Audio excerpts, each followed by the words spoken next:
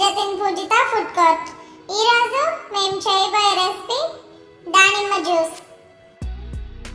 దానికి కావలసిన పదార్థాలు: 1 కప్పు దానిమ్మ గింజలు, 1 కప్పు మిల్క్ క్రీమ్. ముందుగా ఒక జ్యూస్ జార్ తీసుకొని దానిలో 1 కప్పు దానిమ్మ గింజలు, 1 కప్పు మిల్క్ క్రీమ్ వేసుకొని బ్లెండ్ చేసుకోవాలి. ఇప్పుడు ఒక సర్వింగ్ గ్లాస్ తీసుకొని దానిలో సర్వ్ చేసుకోవాలి.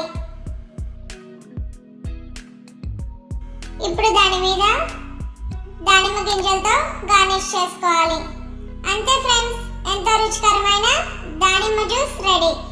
ఇలా పిల్లలకి చేసి పెడితే చాలా ఇష్టంగా తాగుతారు. మా ఈ రెసిపీ మీకు నచ్చినట్లయితే లైక్ చేయండి, షేర్ చేయండి, సబ్స్క్రైబ్ చేయండి. Thank you for watching friends.